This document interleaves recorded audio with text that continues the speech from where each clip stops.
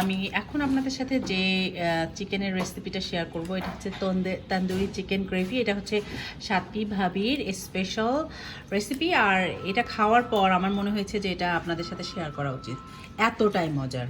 তখন কি করবে? এটা একটু পানি জমে গেছে হঠাৎ করে, তো আমি পানিটা একটু ওকে ফেলে দিয়ে আসি। আচ্ছা আচ্ছা এখন হচ্ছে আমি প্রথমে একটু লবণ নিব। আচ্ছা, এখানে ব্রয়লার মুরগির মাংস নেওয়া হয়েছে, কিন্তু কেউ চাইলে দেশি মুরগি দিয়েও করতে পারে, তবে ব্রয়লার মুরগি দিয়ে ভালো হয়, তাই তো? না, হ্যাঁ, ওইটা দিলে সাইজটা সুন্দর হয়। আচ্ছা তো আচ্ছা, প্রথমে একটু লবণ নিলাম। এখন একটু মরিচড়িটা একটু ঝাল ঝাল হয়, তো আমরা আর এখানে একটা মুরগি আছে না? হ্যাঁ, পুরো একটা মুরগি আছে। তো আমরা এই যে ঝাল ঝালটাই করতেছি। আসলে আমি কখনো পরিমাপ করে রান্না করি না, হ্যাঁ, তো আমি এর জন্য এক্স্যাক্টলি ওটা বলতে পারছি না। ঝালের পরিমাণ তো যার যার মতো, অনেকে কম খায়, অনেকে বেশি খায়। টেস্ট করে করে মুখের টেস্ট নিয়ে আমি আসলে ওভাবে রান্না করি, মুখের টেস্ট করে করে করি। এজন্য আমার রান্নাটা আসলে এক এক সময় আমার ধারণা এক এক রকম হয়, কখনো ভালো হয়ে যায় আবার কখনো একটু খারাপ হয়ে যায়। তো যাই হোক, হলুদ দিলাম, মরিচ দিলাম, লবণ দিলাম। তারপরে এখান থেকে আমি একটু আদা রসুন নিব। এখানে আদা বাটা যাচ্ছে। আচ্ছা, এখন রসুন বাটা আচ্ছা, 1 চামচ মতো। হ্যাঁ, 1 চামচ 1.5 চামচ এরকম। ওইটা মানে মুরগির এই অনুযায়ী পরিমাপ, এটা তো জাস্ট মেরিনেট করে রাখার জন্য। তো এটা আসলে আর এখানে আমি দিব তান্দুরি চিকেনের যে মশলাটা আছে, তান্দুরি মশলা। আচ্ছা আচ্ছা, তুমি রাঁধুনিটা, যে অন্য কেউ ব্র্যান্ড আছে, যেটা ইউজ করতে পারে। এই যে পরিমাণটা দিলাম, ওইটাও 1 থেকে 1.5 চা চামচ মতো। হ্যাঁ, এরকমই হবে আর কি। আচ্ছা, যেন ফ্লেভারটা আসে। আচ্ছা। আর পেঁয়াজ বাটা কখন দেওয়া হবে? পেঁয়াজ বাটা আমি রান্না করার সময় দেয়া। আচ্ছা, তখন লাগবে।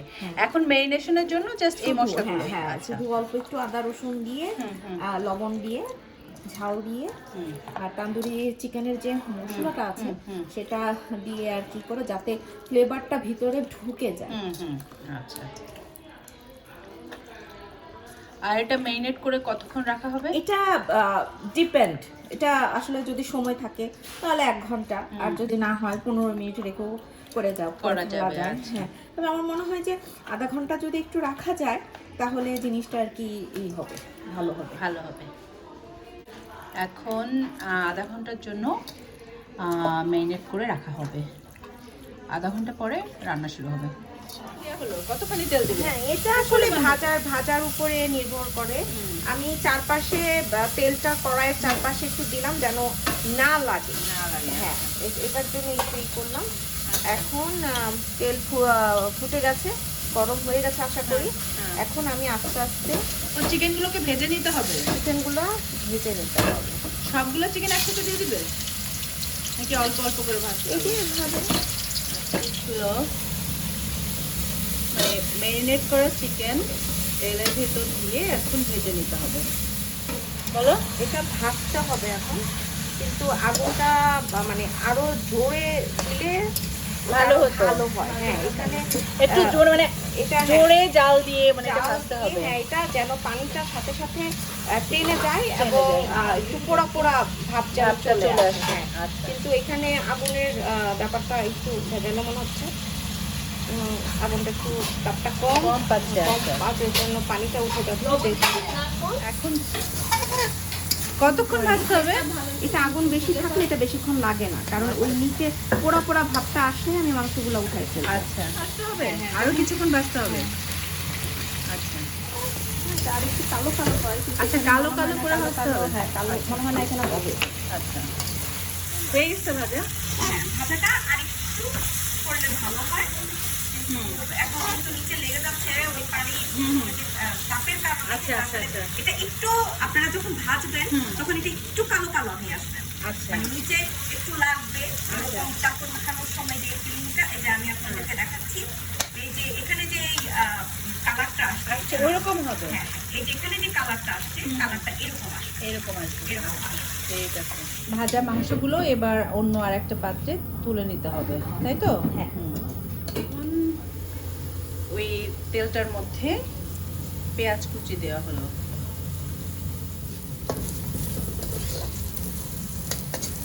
পেঁয়াজটা কি বেশি ভাজতে হবে না অল্প? হালকা জাস্ট ব্রাউন কালারটা আসলেই আমি এটার ভিতরে অন্য কিছু দিয়ে দিই, মানে অন্য মশলাগুলো দিই। অন্য গ্রেভির জন্য। হ্যাঁ, এটা দিয়ে দিই। আর কয়েকটা কাঁচামরিচ ফালি করে দিয়ে দেওয়া হলো। এখন দিয়ে দেওয়া হচ্ছে পেঁয়াজ বাটা 2 টেবিল চামচ মতো, না ওইরকমই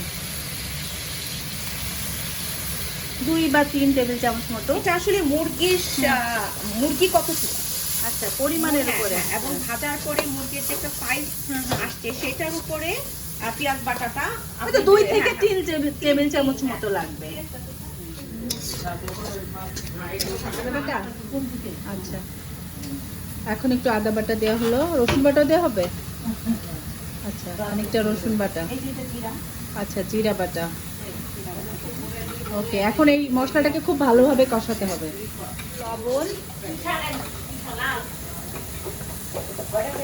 হলুদের গুঁড়া, না এটা মরিচের গুঁড়া, না এটা মরিচের গুঁড়া।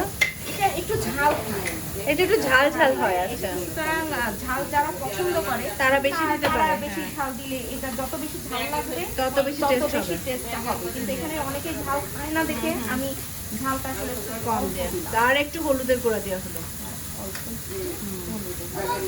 এবার দিয়ে খুব সময় নিয়ে, অনেকক্ষণ সময় নিয়ে আসলে মশলাটা কষাতে হবে।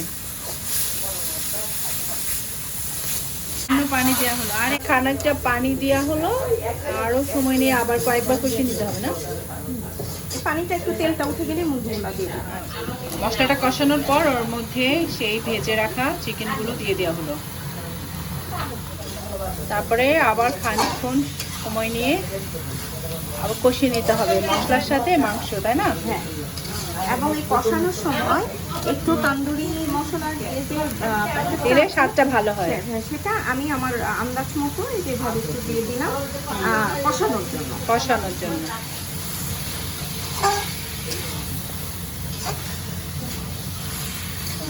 মাংস অনেকক্ষণ কষিয়ে নেওয়া হয়েছে, এখন কি পানি যোগ করতে হবে? এখন আমি মাংস যথেষ্ট হয়ে গেছে, কারণ আমার মশলা অলরেডি কষানো হয়ে ছিল, মাংস দিয়ে আমি করলাম, আর এখানে তেল উঠে গেছে দেখতে পাচ্ছেন আপনারা।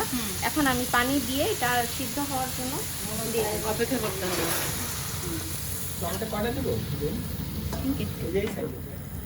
তাহলে এখন মাংস এটা মানে ফুটে ওঠা পর্যন্ত অপেক্ষা করতে হবে, না লো আঁচে রেখে দিতে হবে? লো আছে বা এমনি এটা আসলে মাঝারি আছে। মাঝারি আছে রেখে দিলে পানি যখন ফুটে যাবে তখন আস্তে আস্তে, যেহেতু আগেই বললাম যে ইসের একটু আগুনের সমস্যা আছে, ইনশাল্লাহ এটা মাঝারি আছে রেখে রেখে দিতে হবে, তো মাংসটা সিদ্ধ হয়েছে। পরে টমেটো কাটছি, এখানে 4টা টমেটো দেওয়া হয়েছে। টমেটো আমি দিয়ে দিছি কারণ গ্রেভিটা মানে সিদ্ধ অলরেডি ডান, অল্প কিছু হয়তো 5-10 মিনিট লাগবে, আরো 5 মিনিট, তো এই জন্য আমি টমেটোটা দিয়ে দিলাম যেন টমেটোটা একটু হালকা সিদ্ধ হয়, গলে না যায়, বাট একটু হালকা যেন সিদ্ধ হয়। আর তারপরে কি এখন ঢেকে দিতে হবে? এখন ঢেকে দেবো, কিন্তু আঁচটা আর একটু অল্প দিব। হ্যাঁ, একেবারে নিভু আছে রেখে তাহলেই রেডি, তাহলেই তৈরি হয়ে যাবে সাথী ভাবির হাতের special tandoori chicken gravy. Wow, দেখতে সেই রকম সুন্দর দেখাচ্ছে আর অনেক ইয়াম্মি। এখন খেয়ে দেখবো কেমন হয়েছে।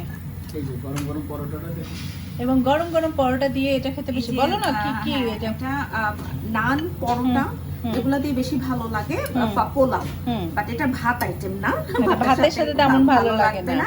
আর এই যে টমেটোটা হয়ে গেছে, আচ্ছা, টমেটোটা হাফ ডান হয়ে গেছে, আচ্ছা, এই অবস্থায় মানে আমাদের টমেটো দেওয়ার কারণে এটার লুকটা একটু চেঞ্জ আসছে, অনেক দেখতে অসাধারণ দেখাচ্ছে আর খেতেও অনেক, আশা করি ভালো লাগবে। আশা করি না এটা সবসময় তোমার ভালো হয়, ইনশাল্লাহ এবারও হবে।